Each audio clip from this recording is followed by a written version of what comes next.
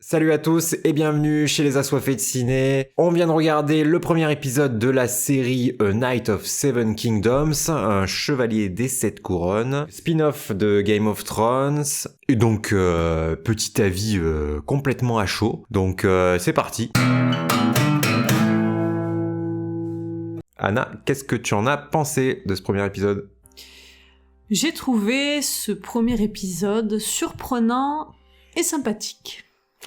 Ah, surprenant, on est d'accord là. Je pense qu'on s'attendait pas à ça. Il était culotté. Ah oui, ouais. C'est le cas de le dire. Pour une des premières scènes. Mais voilà, on va commencer sans spoil. Mais ceux qui l'ont vu comprennent de quoi on parle. C'est une série qui a fait le choix d'être un peu plus sur le ton comique par rapport aux autres séries Game of Thrones et House of the Dragon. Exactement, on est vraiment sur quelque chose de beaucoup plus léger là. Oui, voilà, comique, léger, c'est-à-dire qu'on va se mettre non plus du point de vue des lords, peut-être voilà, des grandes familles, mais du point de vue d'un homme du peuple. Mmh. Donc on va être vraiment dans un point de vue simple, nature. Nature peinture. J'ai pas eu la sensation d'avoir quelque chose d'aussi léger quand j'ai lu le livre, Chronique du Chevalier Errant. C'est un parti pris, là, pour le coup. À la lecture du livre, pour moi, c'était une histoire assez simple, assez réaliste, terre à terre. Mais là, on est quand même sur quelque chose d'assez gaguesque dès le début. Ça se démarque et on est dans le terre à terre, mais dans le côté, comme je disais, nature. On n'hésite pas à montrer les choses en vrai. Une petite bande originale qui passe plutôt bien, assez simple là aussi, mais en accord avec le reste de la série. Oui, il y en a une avec un petit sifflement, ça m'a fait penser à du Ennio Morricone, ou pas aussi bien, mais voilà, dans l'esprit du Ennio Morricone, ou aussi la musique dans Robin des Bois de Disney. Il y a une musique qui est sifflée. Une ambiance assez feel good finalement, hein, pour le moment en tout cas. C'est ça, c'est pour montrer que le personnage a un esprit assez simple, mais pas simple dans le sens négatif. Simple, il fait partie du peuple et il a envie de plus grandes choses. Au niveau social, il est au plus bas, donc il est dans la classe sociale la plus basse et il a envie de s'élever. Donc globalement, moi j'ai plutôt aimé cet épisode. Hein. Voilà, globalement, pour faire très rapide, sans spoil, c'était plutôt pas mal. Par contre, pas beaucoup d'enjeux pour l'instant. Voilà, c'est une bonne introduction. C'est ça. Donc, on verra ce que ça donne pour la suite. Et on va passer à la partie spoilers. C'est parti. Donc, on commence par Duncan qui enterre donc son maître. Totalement. Son maître, il est représenté comme un homme rustre, qui n'hésitait pas à le frapper. Mais lui, il a quand même un attachement particulier à lui. Parce que quand il décrit les moments partagés avec lui, il décrit un peu toutes les tartes qu'il s'est pris dans la gueule. Donc, pas très agréable. Il s'en souvient positivement. Hein. On a l'impression qu'il aimait bien se prendre des tartes. Hein. C'est tout ce qu'il a connu, en fait. C'est un homme simple, il vivait avec son maître. Et il y a tout de suite ce parallèle d'un homme qui est très animal, qui vit avec ses chevaux, et qui chie comme un cheval. On parlait de la scène avec le cul. Voilà, en commençant tout de suite par les choses qui fâchent. C'est un moment où il va dire qu'il a voilà, de grandes ambitions. La musique de Game of Thrones, du générique commence, une musique glorieuse, et directement, cut. Et là, je me suis dit, pourquoi vraiment, pourquoi est-ce qu'ils ont fait ça ? C'est un peu déroutant. C'est déroutant, mais après, avec la réflexion, on se dit que c'est pour casser le ton. C'est pour casser les anciens tons des séries qui étaient plus sérieux, plus épiques. Là, on est dans le brut, on est dans le peuple, dans le... L'homme nature, c'est un cheval, d'ailleurs il chie très haut, il chie comme un cheval. Oui, je pensais pas faire une analyse aussi poussée de ça. Il est là, regarde le petit Pierre qui chante, il est... qui est pas là pour rien, hein, puisque après on comprend... Mais quelle branlette intellectuelle. Quand il nous parle à nouveau, on comprend que finalement son ancien maître ne l'a peut-être finalement jamais adoubé. Hein. La seule chose qu'il a vue, c'est lui en train de chier, quoi. Voilà, changement de ton, on va être proche de la terre, de la merde. C'est cupussier, là. Il fait la rencontre de Egg, l'œuf, un jeune garçon qui est sympathique, qui est tout mignon, et qui est assez pas arrogant, mais qui a son caractère, quoi. Il a pas peur de lui, alors que...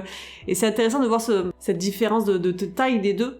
Donc, un grand robuste avec un jeune jeune garçon fragile comme ça, mais qui a pas peur. On sent que tout juste sorti de l'œuf. Dunk veut participer à des joutes, à un tournoi, pour s'élever socialement, pour prouver qu'il est un vrai chevalier. Le camp, il est pas très très impressionnant. Je pense que tous les participants ne sont pas arrivés. J'imaginais quelque chose d'un peu plus peut-être prestigieux. On fait la rencontre de Lionel Baratheon, ce qui n'arrive pas dans le livre. Il n'y a pas cette rencontre avec un lord. Ouais. Ce qui était intéressant peut-être dans le livre, c'est que Duncan et Dunk, il avait cet écart avec les lords, donc ces classes sociales qui ne se rencontrent pas encore. Là, les classes sociales sont directement prises en face, quoi. Mais même s'il y a ce côté festif avec Lionel, Baratheon, il lui dit, quand il lui raconte ses problèmes, genre j'ai besoin d'argent, tout ça, directement il met une distance. Il dit bon, j'ai trop bu, je me casse. Il s'intéresse pas forcément à ses problèmes. Ouais, c'est une scène intéressante. Ouais, moi, j'ai bien aimé. Oui, très belle scène.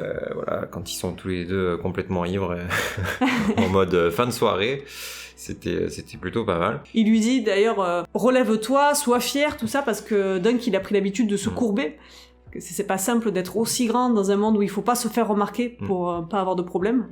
D'où son nom de sœur, donc Duncan le Grand. Ça casse un peu le côté solitaire et animal de Dunk. Il se baigne nu, il est très brut de pomme, et il y a ce duo avec Egg qui commence, avec l'œuf qui commence et qui fonctionne. Pour le moment, ça fonctionne, ouais. C'est cette sensation de l'ours et de la souris ensemble.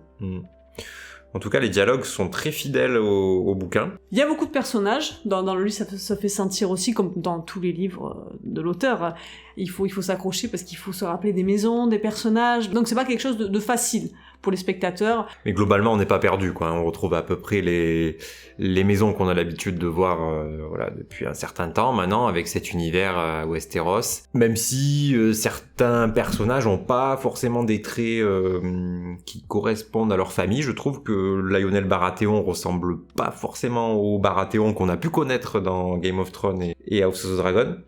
Peut-être un peu Renly. Ouais, il avait la même couronne. C'est vrai qu'il était moins massif, Renly aussi. Ouais. Oui, il a ce côté plus comment dire, plus filou, plus fin de Renly. Avec, il prend soin de lui. Tu sens qu'il il met cette couronne qui ressemble beaucoup à celle de Renly. Elle est un peu plus grande, celle de Lionel. Ouais, stylée d'ailleurs. Très belle couronne. J'aime beaucoup Dunk qui vient uniquement pour bouffer. Il profite. Ah oui, ça c'est moi en soirée. Ça. Et c'est là qu'on voit aussi. Je m'identifie totalement. C'est là qu'on voit la confrontation des classes. Quand il lui demande qu'est-ce que tu fais là, lui il dit je viens manger. Lui il est dans la survie, il est dans un instinct primitif. Et on voit qu'avec Lionel il y a cette danse intéressante où il se marche sur les pieds, donc il y a ce rapport de force. Mais au final, Lionel ne s'intéresse pas à ses problèmes. Quand il commence à se confier, la réalité revient. C'est pas parce qu'on a passé un moment agréable qu'on va forcément s'intéresser à tes problèmes. J'ai apprécié aussi Dunk qui parle avec ses chevaux. Il y avait un petit côté Christophe dans La Reine des Neiges. Très bonne référence. C'est un peu un cheval, il y a cette comparaison au cheval. Il sert à quelque chose pour les lords, mais il n'est pas considéré. Un petit peu comme les chevaux. Les chevaux qui sont là pour servir leur maître. Et lui, il aimerait être plus considéré comme le cheval devrait être plus considéré dans sa fonction. On commence à deviner une attirance qu'a Dunk pour une certaine demoiselle qui participe à un spectacle avec une sorte de dragon en bois. Et on verra où tout cela nous amène. J'ai bien aimé, c'était sympa cette scène. Ça rappelait les spectacles de Cupucier dans House of the Dragon saison 1.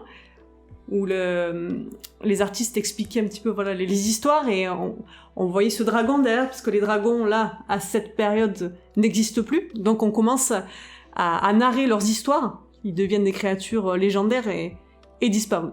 En bref, c'est une bonne introduction, surprenante sur certains points. Il y a des ajouts qui ne sont pas désagréables. On attend avec impatience la suite. C'est ça, un épisode surprenant, mais... assez calme et plutôt immersif. Oui, c'est une balade. C'est ça, c'est une balade.